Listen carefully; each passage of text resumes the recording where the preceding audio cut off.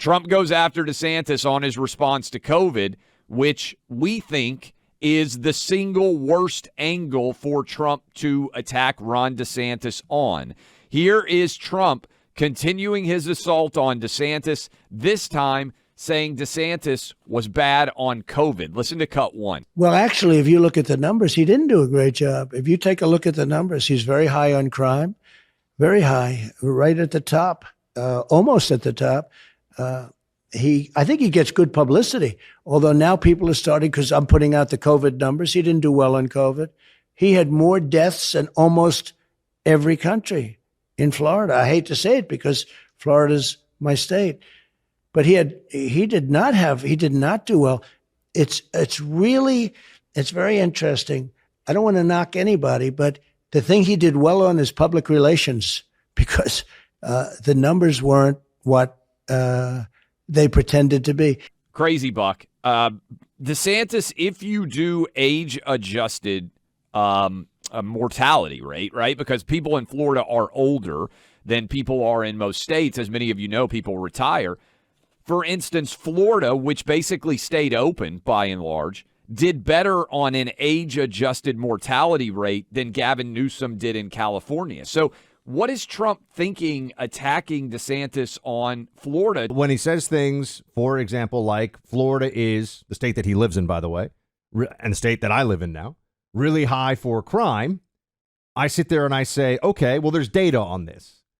And Florida's not really high for crime. It's dead smack in the middle of the country of all 50 states.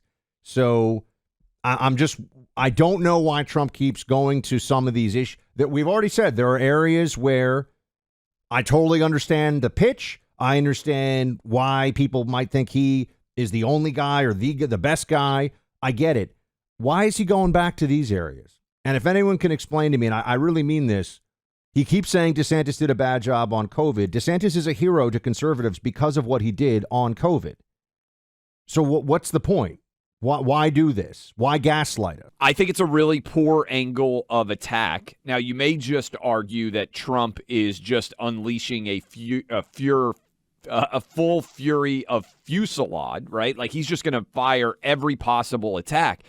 But DeSantis has vulnerabilities, right? I think you can attack DeSantis on the fact that he hasn't been proven on a national stage, that he may or may not be very good on retail politics when he's out shaking hands. Look, there's a Politico piece today that basically says he doesn't want to shake anyone's hands and he doesn't like anybody. Now, I think that's, you can make of that what you will, but that is a line of attack. Andy in Denver, Colorado. It's Friday. Let's let you weigh in. Andy, how do you assess this? The reason that you got to put Trump in there more than anything is because of the fact that nobody's going to mess with Donald Trump.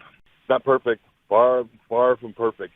But there's something about this guy, and I know what it is because I'm a businessman here in Denver, and I'll leave it at that.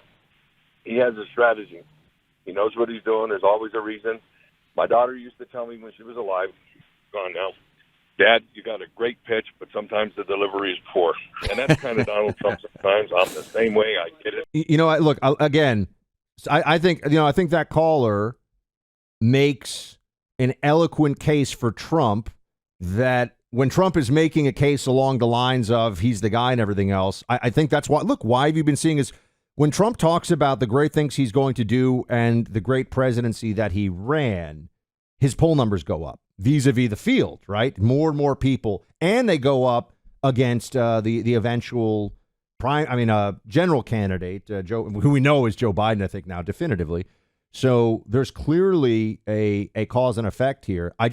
Honestly, I don't know if he has the people around him right now to advise him on what the data shows and what the numbers are. I don't know if they're able to point to him and say, sir, when you talk about policies, the guy just talked about some of his, instinctual Trump reactions to things on the business front.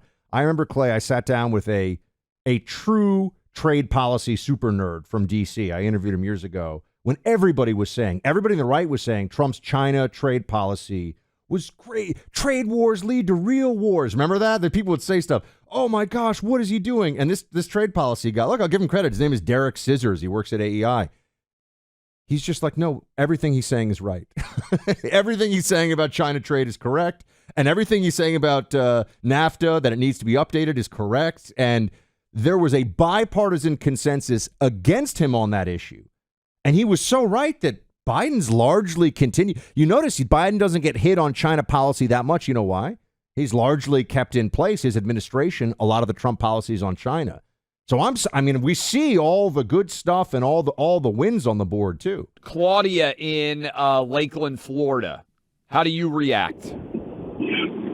Hi, how are you today? We're great. I'm sitting here with a Trump 24 sticker on my car, and he better shut up about my hero DeSantis, or I won't vote for him. That's what it's come to.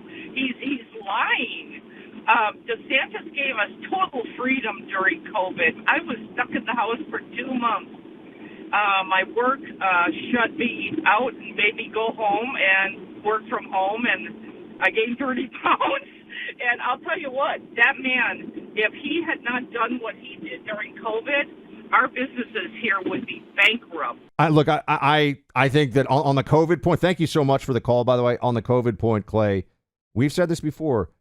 Florida was the bulwark of freedom when Texas was not good. I remember going to Texas during COVID.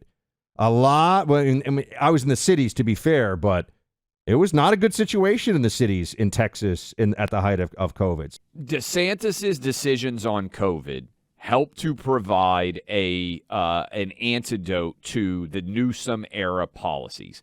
And so it does not register in the state of Florida. Does Trump's attacks on DeSantis and COVID potentially register in other states where people didn't live through it? Maybe.